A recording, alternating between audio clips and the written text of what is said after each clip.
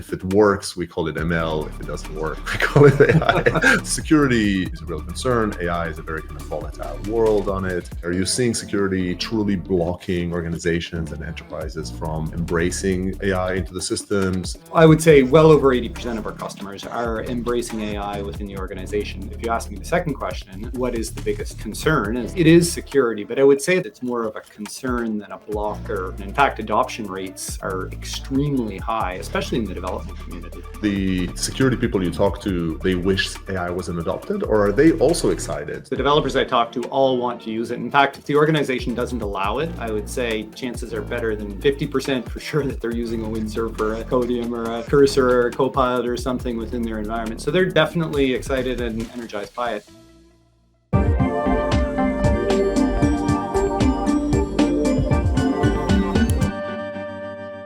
Danny, thanks a lot for sort of coming in. I know we kind of barged in on a day of recordings. I think you've had a whole bunch of them today on it, so we'll test you out live here on it.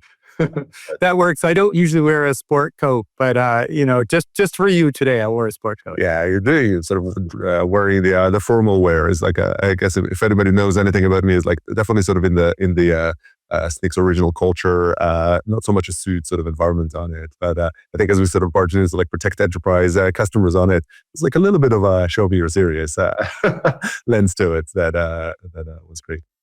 So let me kind of just introduce you a little bit. People have kind of heard too much about me on it, but just talk a little bit, Danny, about your background. Danny's, I've had the pleasure of knowing Danny. Oh, wow. I'm sort of, I think a little bit embarrassed that. And I was like, I think it's not quite 20 years, but it's sort of starting to kind of push that envelope on it as we were building together some of the original AppSec products back in Sanctum Watchfire and always sort of was always at the cutting edge of sort of understanding where we're building out. Ended up continuing to lead some research and security research at IBM after it acquired Watchfire, which we worked at together. And then through a bunch of sort of startup journeys, before Snyk was CTO at Veeam Software, talking also about sort of a different type of risk, right? Sort of managing backup software in big volume in the world of cloud, which was not always embracing. We'll touch on that in a little bit. Security as a first principle on it, and then lastly, we got the chance to draw you in to Snyk to come and be Snyk's CTO on it, which is very exciting. So like a long, amazing history that I've had the pleasure of sort of working with you in some parts of it in the world of risk, of security of it, and today sort of dive in a lot into AI. Did I get any of that sort of wrong over there, Danny, on it? Any key pieces you want to add? No, that's 100% it. I always like to remind people, I started as a pen tester actually doing security testing, but I don't do very much of that anymore. It's been a fun journey, and actually working with you alongside you over the years has made it even better. So great to be here.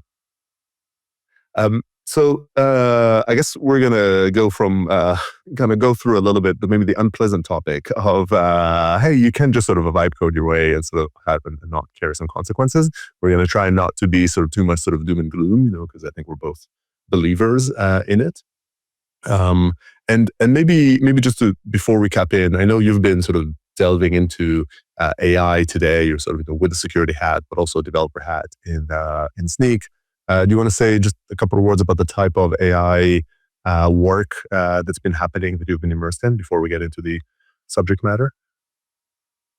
Well, I always start the conversation when people ask me about AI of what is AI, because I remember doing, cracking hash codes 20 years ago by chaining up a whole bunch of FPGAs. And so machine learning and we've evolved into where we are today. So I usually like to start with that AI. For myself, at least, when I use the term AI, I tend to think of generative AI, which is more relatively newer in nature.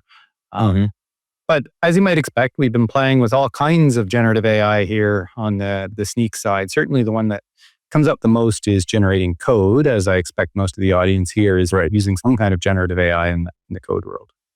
Yeah, very much so. I recently heard just like a bit of a snarky, but still kind of true remark, which is if it works, we call it ML. If it doesn't work, we call it AI. Which was kind of a little bit funny. Like it's been around for a while. So it's the new frontier. So I guess we're going to cover a little bit the security concerns of it, and I guess maybe just to tee that up as a question. So security is a real concern. AI is a very kind of volatile world on it, and generally the sense I get in conversations is that oftentimes security is a bit of a blocker or at least a very kind of source of anxiety when people are embracing AI. So I guess my question to you for starters is like, what are you seeing? Are you seeing security sort of truly blocking organizations and enterprises from embracing AI into the systems? Is it, are they adopting it anyway, or is it actually slowing down? What are you seeing? We're definitely seeing them adopt it. What I would say is unequivocally, people are moving forward with AI. If you ask me kind of in the enterprises, the customers of Snyk, it tends to be, certainly coding assistants. We see a lot of that, but you also see a lot of chatbots. You see a lot of support technologies. And I would say well over 80% of our customers are embracing AI within the organization. Now, if you ask me the second question of what is the biggest concern as they're doing that, it is security, but I would say it's not blocking things. It's more of a concern than a blocker in the adoption. In fact, adoption rates are extremely high, especially in the development community. Yeah. And I'm curious, like, are you feeling, are the security people you talk to, they wish AI wasn't adopted, or are they also excited to sort of have AI adopted? They're just also afraid of the repercussions. No, they're excited by it. The developers I talk to all want to use it. In fact, if the organization doesn't allow it, I would say chances are better than 50% for sure that they're using a Windsurf or a Codium or a Cursor or a Copilot or something within their environment. So they're definitely excited and energized by it. The one thing I would say is sometimes because this comment is now everyone's a developer, sometimes I think, well, really? Like, just because you know how to talk to a prompt, does that make you a developer? So there is, there's some cynicism there, but they're all adopting it. They're embracing it is what I would say. Right. Yeah. And I think I guess one thing I've been excited to sort of see is that actually probably like many people within the security organizations are like highly technical but not good coders. And in that sense, I see many of them actually kind of embracing small tools, the creation of small tools with AI for their own systems, not like the way they would identify attackers, but just sort of integration software or automation software of it. Which I think is kind of fun. It's sort of to bring, if you think, harken back to the cloud, if I use that analogy, in cloud,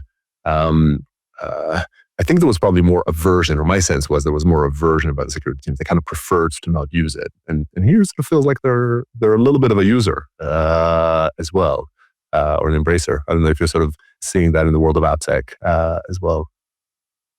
Yeah, I'd say that's definitely the case. And one of the areas is they're using it for curiosity. I unfortunately began my career, I guess, back in COBOL. And so if you ask me what I'm most familiar with, it's languages that are older today are considered older, C and C++ and COBOL and those. But and Python, because I did a lot of security testing. But for example, I will freely admit I'm not very good at Golang. And so one of the ways I wanted to do something in Go was, I broke out a coding assistant and I said, hey, can you create this? And so what I'm seeing in the development community is they're using it to both augment skills in areas that they may not have skills, but they're using it to satiate the curiosity of how do I use this in my everyday life. Yeah, cool. So I guess when people are assessing a security concern, again, I'm going to probably overdo the cloud analogy over here in this conversation, but when the cloud came about and it had a bunch of sort of security concerns around it, the solution was sometimes expected to come from the cloud itself, from the platform itself. And over time, I guess we've sort of seen platforms like Snyk, platforms like for sort of cloud native development, or like Wiz or sort of others for sort of CSPM and such, actually be the solutions that layer on top of the cloud. So instead of it being built in, I guess, how many do you have a sense of how do people feel about, hey, the models will just become secure, or these sort of code generations, they will kind of fix it on their own, versus a need for sort of dedicated security solutions sort of above the fold? Well, AppSec people definitely believe that it's not going to secure itself, and developers generally are more optimistic and think that it will secure itself. And I think that both are true. The analogy to the beginning of Cloud Gaipo is actually super relevant, because if you think about when the cloud first started taking off, I mean, it was booming because people were saying, hey, I can get ROI, or I can get footprint in an area that I don't have. And if you fast forward after the inception of cloud 2 or 3 years, 3 big things were a result of that. One is we're still dealing with the security misconfigurations of storage, right? Open S3 buckets. Like no one is doing anything about that. Then there was over permissive IAM and access controls. And thirdly, there was very poor visibility and logging. And I would say that those same 3 concepts apply equally to AI. It's very much the same. And security people who are aware of this and know this say, this is the era that we're entering into. We're setting ourselves up for failure if we don't consider security going forward. Right. Yeah. And they can anticipate that. And of course, some of the question is, well, what can you do about it? And I think, I guess another topic we've had in when we think indeed about sort of cloud and about application security is this notion of like transcending fragmentation, right? Of if you're using one model, it might maybe have the aspiration that it will sort of secure itself, and all those concerns. But when you're using kind of multiple models, do you kind of expect each of them to just sort of secure itself, or do you need something that's overarching? I guess when you're looking at enterprises today, are you seeing them generally like pick a partner and kind of go all in with them, or are you sort of seeing a breadth of tool and kind of model adoption? Definitely a breadth of model and tool adoption. Even I'll use our organization as an example. We have multiple coding assistants that are being used here, and we're using multimodal things. And we use, OpenAI for one thing. We use Claude 3.7 for another thing. And so that is what I would say is typical. And so if you want governance across all the different tools, across all the different models, then you need something that is outside of those environments. And while some models are better than others at securing things, I would say there are 0 models that can secure everything. And so having some awareness of the types of weaknesses, I think, is a pretty important thing for most organizations to focus.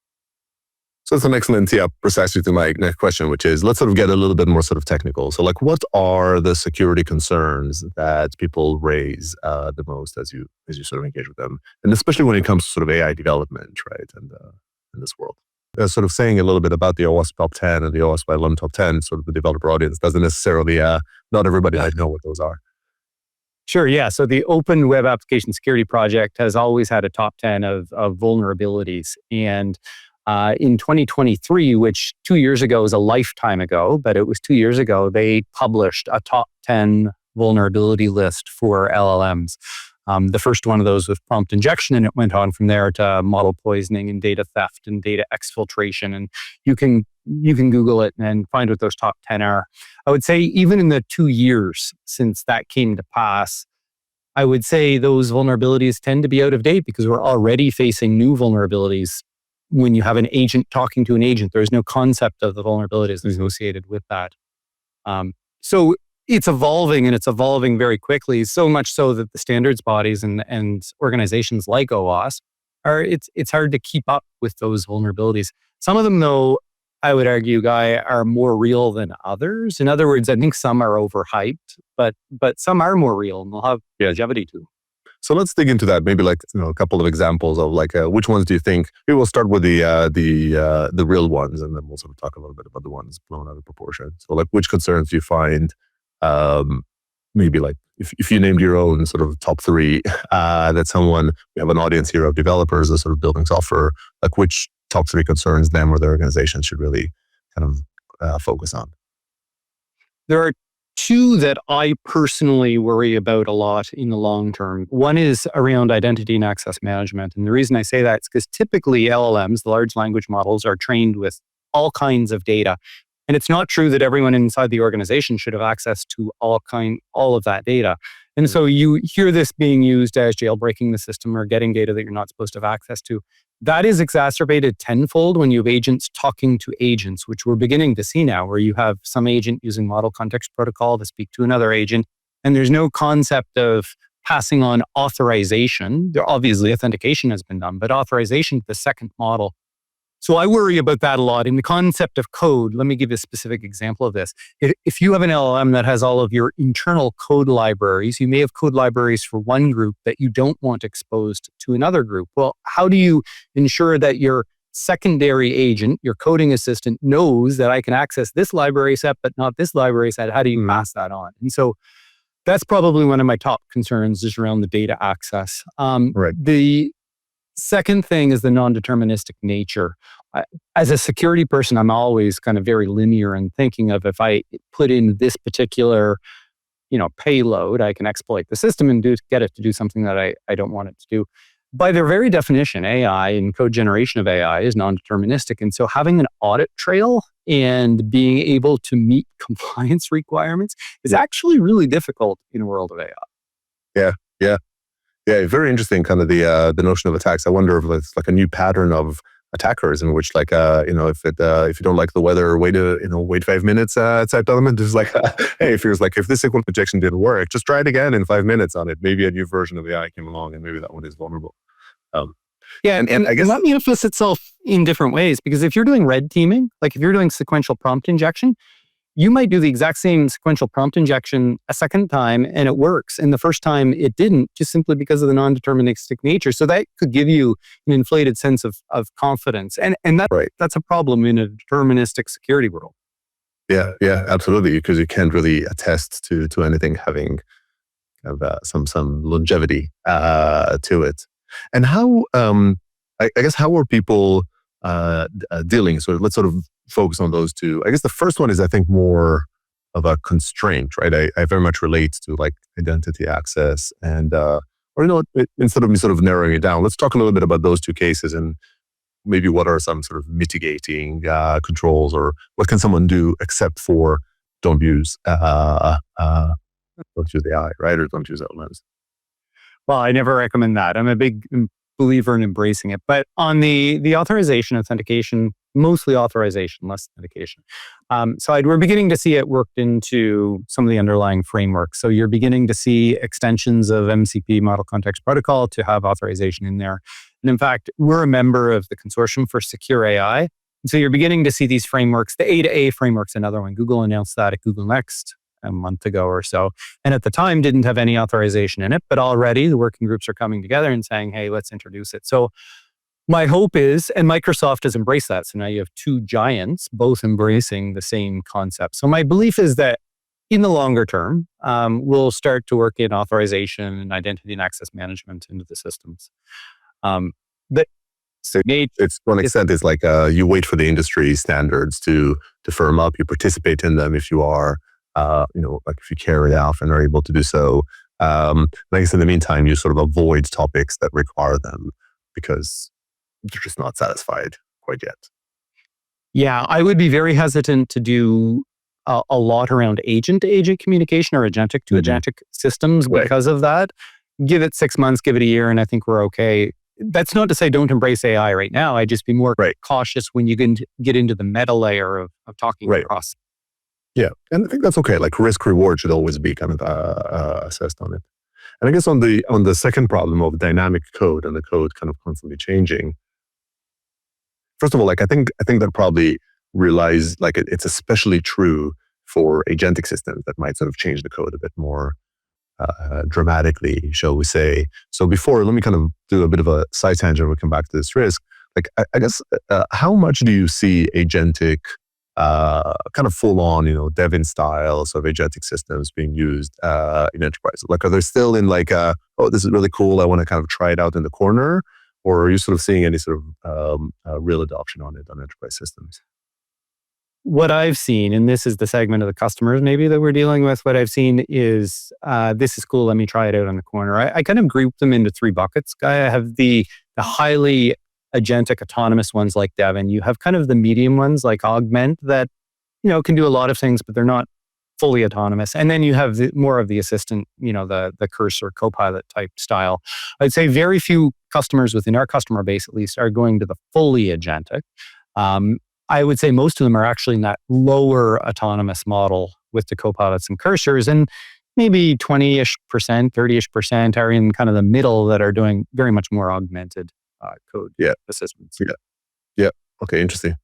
So I guess kind of coming back to the sort of dynamic nature of it, or sort of, like how do you deal with compliance? I guess how do you kind of pass that? I guess what are there any kind of innovative approaches that you're sort of seeing? Like how are people dealing with that?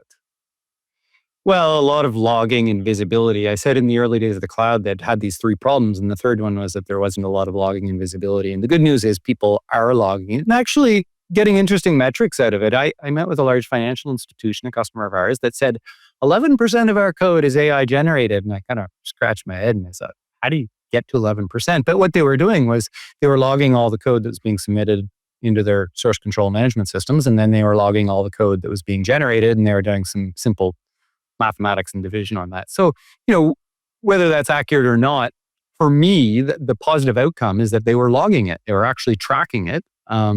And I think we'll see more of that as we go forward. Yeah, makes sense.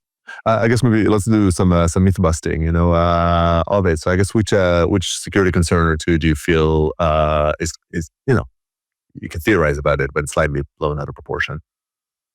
I tend to think the hallucinations is pretty blown out of proportion. I'm not saying it doesn't happen. I just think that over time we're going to see fewer hallucinations. And the reason why we'll see that is mostly because the models will test themselves before it returns output. And so I think hallucinations would be one of them. Identity and access management, I think, will get out of that problem over time.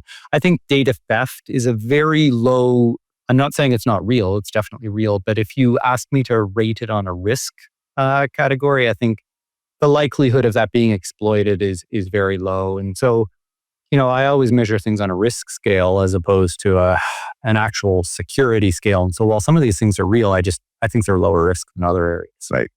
Yeah. And they might be sort of short-term risk. And I guess which when you think about fundamentals, like as you in general, when you think about sort of Gen AI and these tools, some flaws are just the baby steps, right? It's just immature yet. It's sort of evolving so rapidly, and some are maybe a bit more fundamental. I guess which security concern or two do you feel kind of have legs here, and they're going to sort of stay?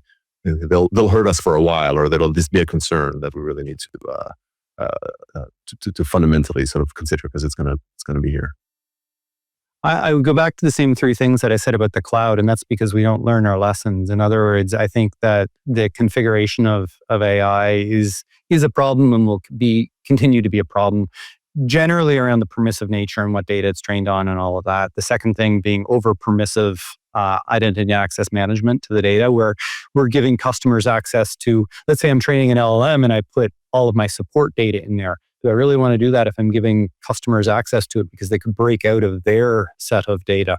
So I think that's the second one. And then the third one, I would go back to the visibility and logging. I think we're going to fall into the same trap that we did before, that we're not doing sufficient visibility and logging, and we end up in the same place we were with cloud after 2 or 3 years. Yeah, of not knowing what is where and how is it happening. And I guess the other lens I think sometimes about some security concerns are due to the nature of the new technology, and others are they're just an amplification of patterns that we've already seen before, right? So like cloud accelerated development, or like DevOps accelerated, but like Agile came before that, and over time, like just sort of things moved at a faster and faster pace. And similarly, maybe like ease of creation improves, and as ease of creation improves, like responsible, like the level of scrutiny, or maybe the level of proficiency or professionalism involved in which of these things that goes. And that's true also like when I create images. Like I create images in a very non-professional way, and that's okay. I'm not going to like build any sort of a business around my kind of AI image creation. I guess, do you think, does that distinction work for you? And if you had to choose, like which path you think is scarier? It sounds like you're sort of maybe leaning more towards how we use it versus the tech, but I don't know if I'm Yeah. Well, I'm a big believer in that we should use it. Like I am not a slow down at all. We should use AI, embrace AI. I guess I always fundamentally go back to, we need to build in security from the very beginning. The problem that we've historically fallen into, every time we embrace a new infrastructure, doesn't matter whether it's cloud or servers or virtualization or AI, we forget the fundamentals, which are validate your input, encode your output, apply identity and access control management. Yeah. Like it's funny. While the threats or the attacks are somewhat different because the infrastructure is different, the root causes for them, it's been the same for 20 years. I mean, Yeah. remember, right? Shield, we were testing the input that was going to an application, right? Yeah. A lot of the sort of the same fundamentals. I do find, for what it's worth, that I find myself almost more concerned about the explosion of usage than maybe even the fundamentals of it, which are much more sort of interesting. But so we've kind of seen how security hygiene is eventually the things that organizations actually get breached before. Yeah, what is different today than 20 years ago is there's far more data behind these systems. So the risk is greater if compromise occurs. 20 years ago, there wasn't the same amount of data. And now all of the data is behind there. And if the wrong person gets access to it, that can be very detrimental. Excellent. So we have, time flies here. We sort of have 5 more minutes. I've got a few more questions to you, and then we have some time for Q&A. So I just wanted to remind everybody that you can post questions in the comments, and we'll have a few minutes for Q&A in a few minutes on it. I guess we're going to try and kind of go dystopian, utopian over here a little bit. So like we called this talk The Age of Risky Software. Let's talk a little bit about like what is the concern here? What is the the path we need to be beware, or is there even one? Right? Is it set to fall? Like what do we mean by that? The age of risky software, in the early inception days of a new technology change, is always the riskiest because the pressure on the business, and I'm sure this is true of everyone in the audience, is use AI, be more productive, go fast. And so the early days are the greatest risk. And we are in the early days of AI. We don't understand it. I was listening to a podcast this weekend of, if you said Dave and Buster's in a voice message, the voice message never got delivered on an iPhone. Still true, by the way, today. It's we don't understand persona non grata type words that are mysteriously avoided. Yeah. And we don't understand how the AI is working sometimes. And so we're in this age of risky software because we're in this go fast without truly understanding how it's working, how to secure it, doing all the right things. And so we're in the age of risky software. Yeah, I think that makes sense.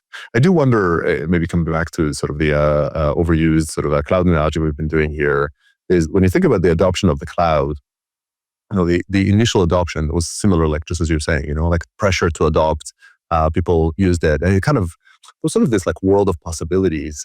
And we kind of went from a place, like we forget this, but like infrastructure used to be a fairly secure thing. Like people like the servers and all of that, they were sort of run by a fairly small, very professional, typically very security aware group that was moving way too slow, which is the reason for the drive. And then cloud kind of opened it up, and suddenly people could do it faster and more people could do it. And oftentimes without any really understanding of what it is that they're performing. And, fast forward not that many years after, and until today, as you point out, like misconfigurations and sort of flaws in sort of infrastructure and cloud infrastructure typically are such a massive, maybe the top cause for breaches. And I guess I wonder, as we enable everyone to be a creator, which I love, like in that notion to be a developer of sorts, of a type of developer, like a creator of software, alongside allowing existing developers to sort of run at like a much faster speed, maybe with a little bit less kind of scrutiny on it. Like our vulnerabilities in code, the equivalent, are they going to be sort of our Achilles heel later? And I don't know, like, does that resonate? Is that a conversation, I guess, that and are we doomed to sort of just accept it if it is, because it is what it is, that tech will be adopted? I'm an optimist. I believe in the long run, this will sort itself out. But, you've titled this The Age of Risky Software. And I think that's why that is the case. Like what we're doing is democratizing coding, clearly. And so we're going fast and we're opening up the aperture, similar to what the cloud did, to more and more people. And so the result is more code, and more code means more vulnerabilities, right? Now, over time, I think we'll start to implement the controls and the guardrails to secure that. And I also don't, that's why you're still going to have developers. Just because more people can do development, that doesn't eliminate the need for developers. My son's actually in computer science, and he said, "Dad, should I be worried about, there not being a need for developers in the future?" And I say, that's ridiculous. Of course, there's going to need to be developers. What we're really doing is opening the aperture to more development. And when we do that, what we need are the security guardrails in place to ensure that we don't end up in a similar position the cloud ended up in. You made a comment on passing authorization authentication around when agents talk to agents. That sounds parallel to passing around ownership and trading value for intellectual property or micropayments. Do you see security and ownership sort of in a similar lens? I guess this is, to me, more about like what are the sort of the assets and the validity of them that are moving around? I see the problem as similar, but I see them as very distinct problems. The ownership of intellectual property and with AI is a real issue, and I don't want to minimize it. It's true for music, it's true for art, it's true for code, it's true for language and books and all of this. I can go tell AI to write me a book. Well, who should get paid on that? I'm not sure the answer to that. I think there is a secondary issue that is similar but a different problem that has to do with should they get access to that music, art, text, code, right, whatever it happens to be. So parallel but distinct. The reason why the micropayments is important is if we want the proliferation of AI to continue, then there needs to be some model of attribution, because otherwise you're going to lose all the people that are contributing data into the LLMs or the diffusion models that are behind AI. Yeah. No, I think well said on it. And it's interesting to also think a little bit about the data assets that get moved around with protection on top of them. So that's also interesting. In that case, maybe they do blend a little bit more as almost like DRM style, like you pass along content with some security aspects to it. I guess another question is how will the role of attestation play out in terms of sort of AI agents and sort of a supply chain? Like when you think about creation with AI and such. Jason asked this. You have a view? Well, here's one where I